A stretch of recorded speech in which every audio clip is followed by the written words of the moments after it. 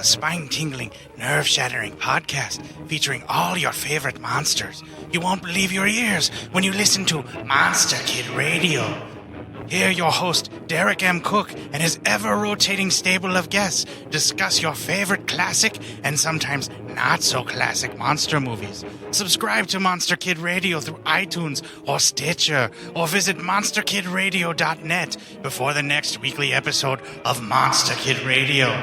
Go through the archives for interviews with Sarah Karloff, Victoria Price, and Joel Hodgson. Listen to the discussions about movies like Creature from the Black Lagoon, Island of Terror, and King Kong. And don't forget convention coverage from Monster Bash and the H.P. Lovecraft Film Festival, Classic Monsters, Modern Talk, and the Head of Rondo Hatton. Only on Monster Kid Radio.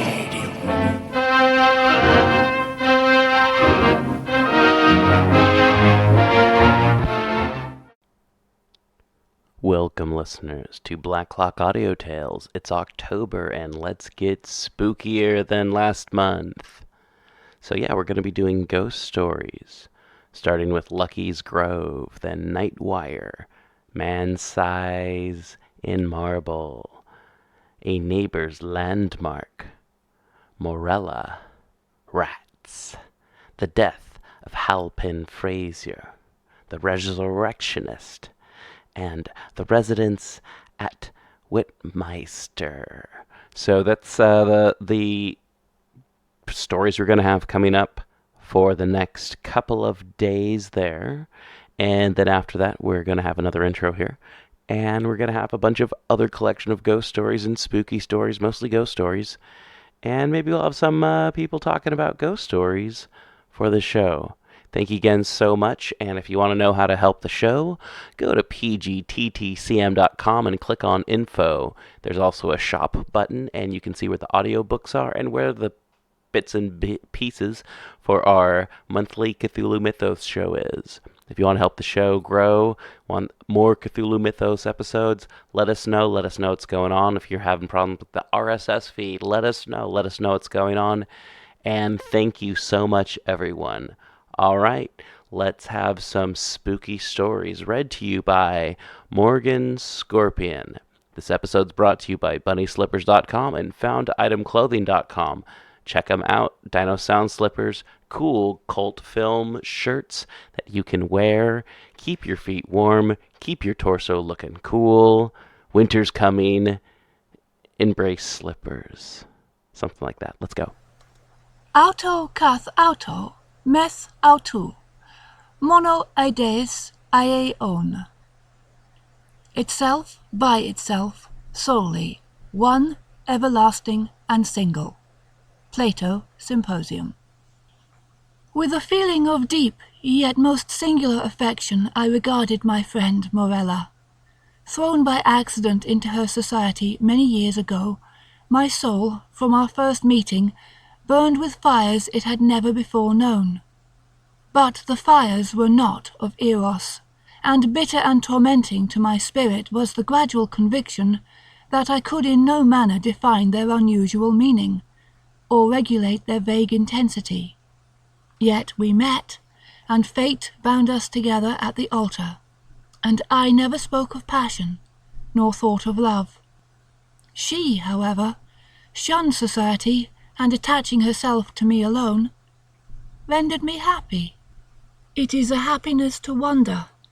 It is a happiness to wonder. It is a happiness to dream. Morella's erudition was profound. As I hoped to live, her talents were of no common order. Her powers of mind were gigantic. I felt this, and in many matters became her pupil. I soon, however, found that, perhaps on account of her Presburg education, she placed before me a number of those mystical writings which are usually considered the mere dross of the early German literature. These, for what reason I could not imagine, were her favourite and constant study, and that in the process of time they became my own, should be attributed to the simple but effectual influence of habit and example. In all this, if I err not, my reason had little to do, My convictions, or I forget myself, were in no manner acted upon by the ideal, nor was any tincture of the mysticism which I read to be discovered, unless I am greatly mistaken, either in my deeds or in my thoughts. Persuaded of this, I abandoned myself implicitly to the guidance of my wife, and entered with an unflinching heart into the intricacies of her studies. And then, when poring over forbidden pages, I felt a forbidden spirit enkindling within me. Morella would place her cold hand upon my own, and rake up from the ashes of a dead philosophy some low, singular words, whose strange meaning burned themselves in upon my memory. And then, hour after hour, would I linger by her side, and dwell upon the music of her voice, until at length its melody was tainted with terror, and there fell a shadow upon my soul, and I grew pale, and shuddered inwardly at those two unearthly tones. And thus joy suddenly faded into horror, and the most beautiful became the most hideous, as Hinnon became Gehenna. It is unnecessary to state the exact character of those disquisitions which, growing out of the volumes I have mentioned, formed for so long a time almost the sole conversation of Morella and myself. By the learned in what might be termed theological morality they will be readily conceived, and by the unlearned they would, at all events, be little understood. The wild pantheism of Fichte, the modified Paligenesia of the Pythagoreans, and above all, the doctrines of identity as urged by Schelling, were generally the points of discussion presenting the most of beauty to the imaginative Morella. That identity which is termed personal, Mr. Locke, I think, truly defines to consist in the sameness of rational being. And since by person we understand an intelligent essence having reason, and since there is a consciousness which always accompanies thinking, it is this which makes us all to be that which we call ourselves, thereby distinguishing us from other beings that think, and giving us our personal identity. But the principium individuationis, the notion of that identity which at death is or is not lost for ever, was to me at all times a consideration of intense interest, not more from the perplexing and exciting nature of its consequences than from the marked and agitated manner in which Morella mentioned them. But indeed, the time had now arrived when the mystery of my wife's manner oppressed me as a spell. I could no longer bear the touch of her wan fingers, nor the low tone of her musical language, nor the lustre of her melancholy eyes. And she knew all this, but did not upbraid. She seemed conscious of my weakness or my folly, and smiling, called it fate. She seemed also conscious of a cause, to me unknown, for the gradual alienation of my regard, but she gave me no hint or token of its nature. Yet was she woman, and pined away daily. In time the crimson spot settled steadily upon the cheek, and the blue veins upon the pale forehead became prominent, and one instant my nature melted into pity, but in the next I met the glance of her meaning eyes, and then my soul sickened, and became giddy with the giddiness of one who gazes downward into some dreary and unfathomable abyss. Shall I then say that I longed with an earnest and consuming desire for the moment of Morella's decease? I did, but the fragile spirit clung to its tenement of clay for many days, for many weeks and irksome months, until my tortured nerves obtained the mastery over my mind, and I grew furious through delay, and, with the heart of a fiend, cursed the days and the hours and the bitter moments which seemed to lengthen and lengthen as her gentle life declined, like shadows in the dying of the day. But one autumnal evening, when the winds lay still in heaven, Morella called me to her bedside. There was a dim mist over all the earth, and a warm glow upon the waters, and, amid the rich October leaves of the forest, a rainbow from the firmament had surely fallen. "It is a day of days," she said as I approached. "A day of all days, either to live or die. It is a fair day for the sons of earth and life. Ah, more fair for the daughters of heaven and death." I kissed her forehead, and she continued, "I am dying, yet shall I live. Morella! The days have never been when thou couldst love me, but her whom in life thou didst abhor, in death thou shalt adore. Morella!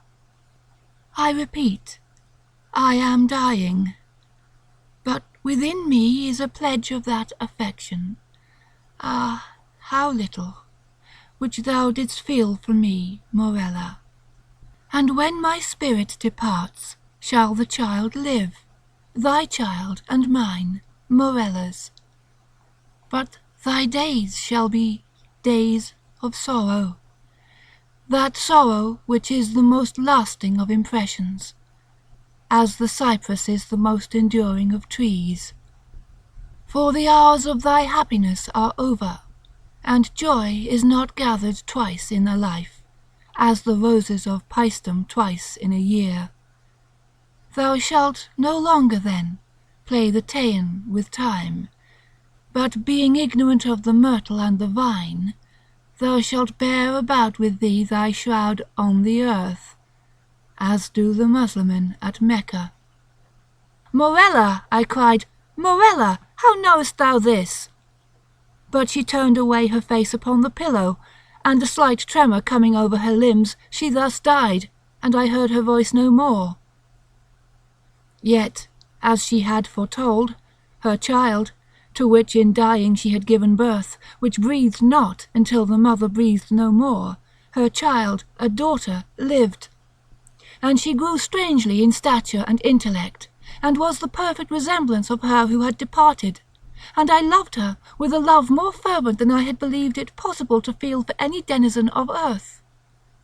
But ere long, the heaven of this pure affection became darkened, and gloom and horror and grief swept over it in clouds. I said the child grew strangely in stature and intelligence. Strange indeed was her rapid increase in bodily size, but terrible, oh, terrible, were the tumultuous thoughts which crowded upon me while watching the development of her mental being.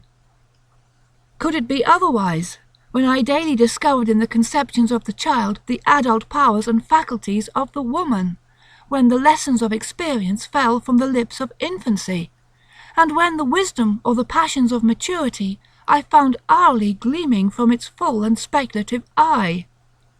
When I say, all this became evident to my appalled senses, when I could no longer hide it from my soul, nor throw it off from those perceptions which trembled to receive it. Is it to be wondered at that suspicions, of a nature fearful and exciting, crept in upon my spirit, or that my thoughts fell back aghast upon the wild tales and thrilling theories of the entombed Morella? I snatched from the scrutiny of the world a being whom destiny compelled me to adore, and in the rigorous seclusion of my home watched with an agonizing anxiety over all which concerned the beloved. And as years rolled away, and I gazed, day after day, upon her holy and mild and eloquent face, and pored over her maturing form, day after day did I discover new points of resemblance in the child to her mother, the melancholy and the dead.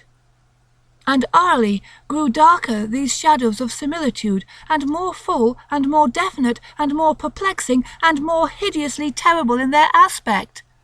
For that her smile was like her mother's I could bear, but then I shuddered at its too perfect identity.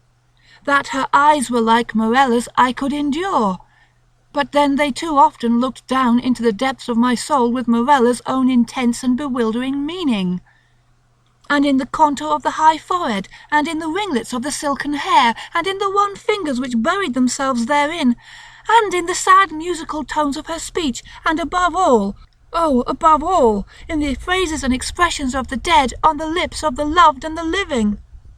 I found food for consuming thought and horror, for a worm that would not die. Thus passed away 2 lustra of her life, and as yet my daughter remained nameless upon the earth. My child and my love were the designations usually prompted by a father's affection, and the rigid seclusion of her days precluded all other intercourse. Morella's name died with her at her death. Of the mother I had never spoken to the daughter. It was impossible to speak. Indeed, during the brief period of her existence, the latter had received no impressions from the outward world, save such as might have been afforded by the narrow limits of her privacy. But at length the ceremony of baptism presented to my mind, in its unnerved and agitated condition, a present deliverance from the terrors of my destiny, and at the baptismal font I hesitated for a name. And many titles of the wise and beautiful, of old and modern times, of my own and foreign lands, came thronging to my lips, with many fair titles of the gentle and the happy and the good. What prompted me then to disturb the memory of the buried dead? What demon urged me to breathe that sound which in its very recollection was wont to make ebb the purple blood in torrents from the temples to the heart? What fiend spoke from the recesses of my soul, when, amid those dim aisles and in the silence of the night, I whispered within the ears of the holy man the syllables, Morella? What more than fiend convulsed the features of my child, and overspread them with hues of death? As startling as that scarcely audible sound, she turned her glassy eyes from the earth to the heaven, and falling prostrate on the black slabs of our ancestral vault responded, I am here. Distinct, coldly, calmly distinct, fell those few simple sounds within my ear, and thence, like molten lead, rolled hissingly into my brain. Years may pass away, but the memory of that epoch, never. Nor was I indeed ignorant of the flowers and the vine, but the hemlock and the cypress overshadowed me night and day, and I kept no reckoning of time or place, and the stars of my fate faded from heaven, and therefore the earth grew dark, and its figures passed by me, like flitting shadows, and among them all I beheld only Morella. The winds of the firmament breathed but one sound within my ears, and the ripples upon the sea murmured evermore, Morella. But she died, and with my own hands I bore her to the tomb, and I laughed with a long and bitter laugh as I found no traces of the first in the charnel where I laid the second, Morella. And if you was to walk through the bedrooms now, you'd see the ragged, mouldy bedclothes a-heaving and a-heaving like seas. And a-heaving with what, he says? Why, with the rats under 'em. But was it with the rats? I ask, because in another case it was not. I cannot put a date to the story, but I was young when I heard it, and the teller was old. It is an ill-proportioned tale, but that is my fault, not his. It happened in Suffolk, near the coast, in a place where the road makes a sudden dip and then a sudden rise. As you go northward, at the top of that rise, stands a house on the left of the road. It is a tall, red-brick house, narrow for its height. Perhaps it was built about 1770. The top of the front has a low triangular pediment with a round window in the centre.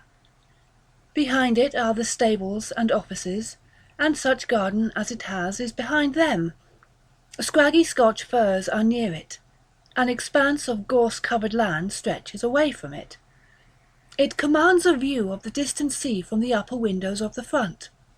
A sign on a post stands before the door, or did so stand, for though it was an inn of repute once, I believe it is no longer. To this inn came my acquaintance, Mr. Thompson, when he was a young man, on a fine spring day, coming from the University of Cambridge, and desirous of solitude in tolerable quarters and time for reading.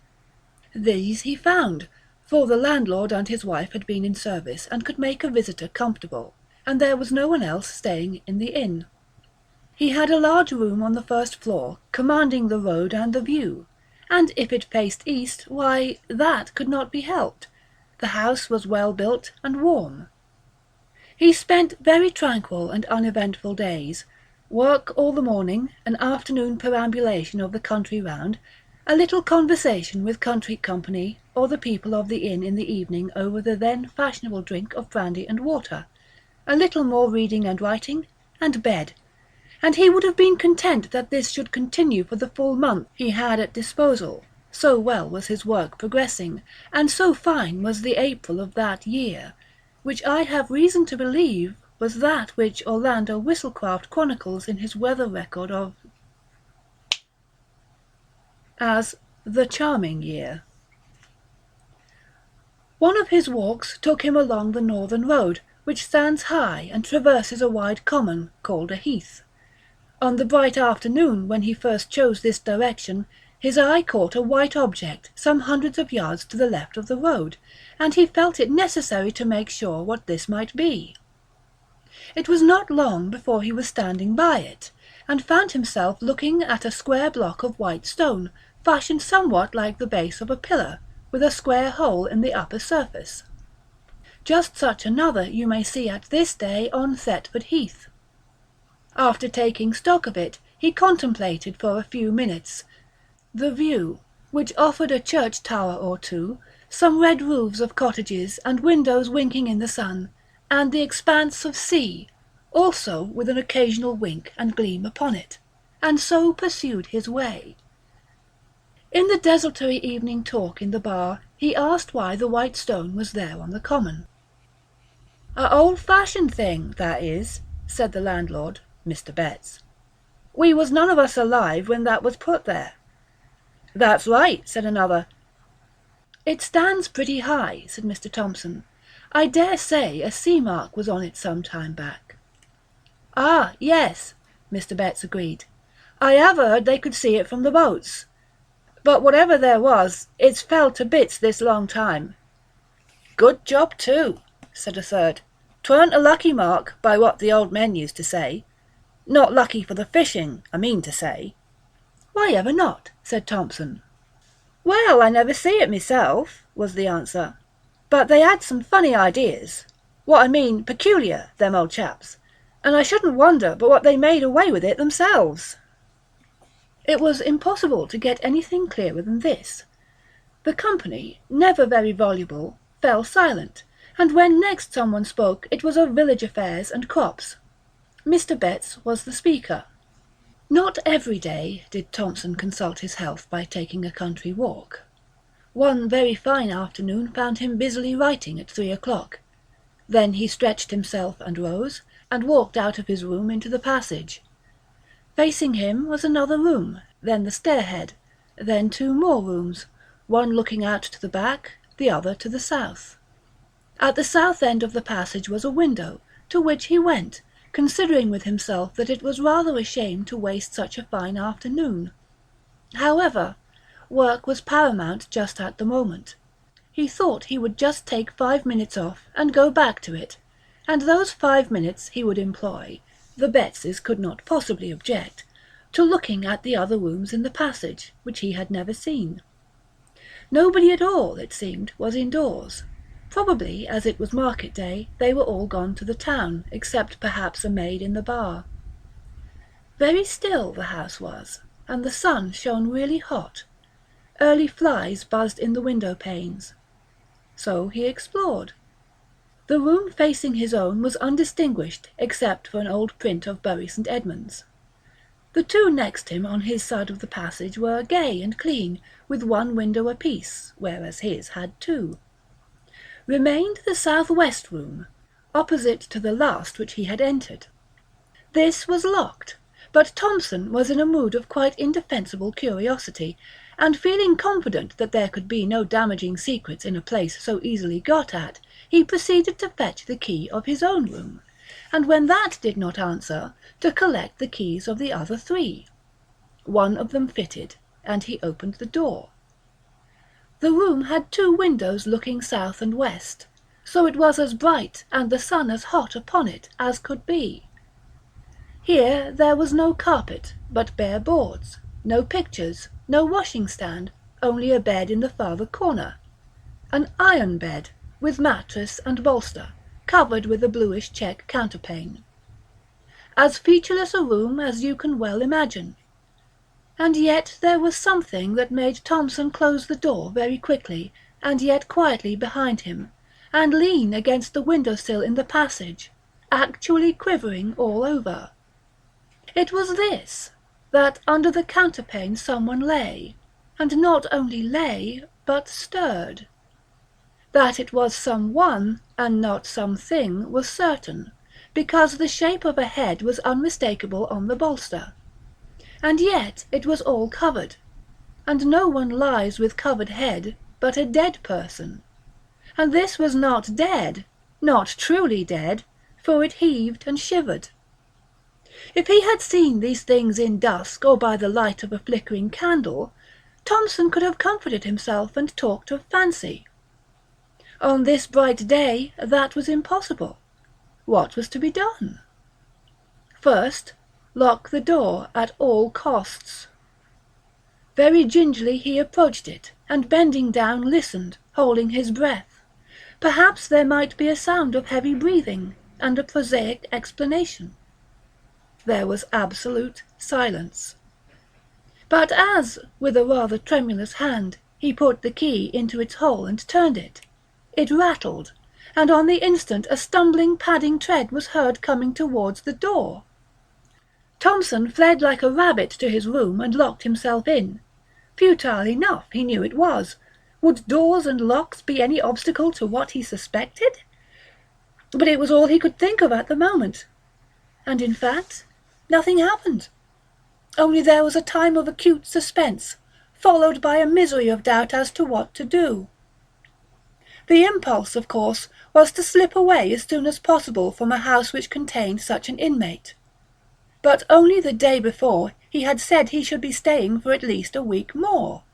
And how, if he changed plans, could he avoid the suspicion of having pried into places where he certainly had no business? Moreover, either the Bettses knew all about the inmate, and yet did not leave the house, or knew nothing, which equally meant that there was nothing to be afraid of. Or knew just enough to make them shut up the room, but not enough to weigh on their spirits. In any of these cases it seemed that not much was to be feared, and certainly so far he had had no sort of ugly experience. On the whole, the line of least resistance was to stay. Well, he stayed out his week. Nothing took him past that door, and, often as he would pause in a quiet hour of the day or night in the passage and listen, no sound whatever issued from that direction. You might have thought that Thompson would have made some attempt at ferreting out stories connected with the inn, hardly perhaps from Betts, but from the parson of the parish, or old people in the village. But no. The reticence which commonly falls on people who have had strange experiences and believe in them was upon him. Nevertheless, as the end of his stay drew near, his yearning after some kind of explanation grew more and more acute. On his solitary walks he persisted in planning out some way, the least obtrusive, of getting another daylight glimpse into that room, and eventually arrived at this scheme. He would leave by an afternoon train, about 4 o'clock.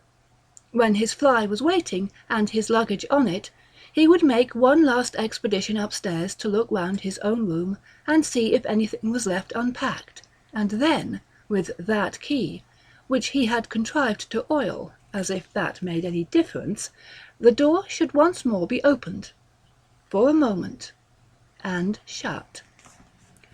So it worked out. The bill was paid, the consequent small talk gone through, while the fly was loaded.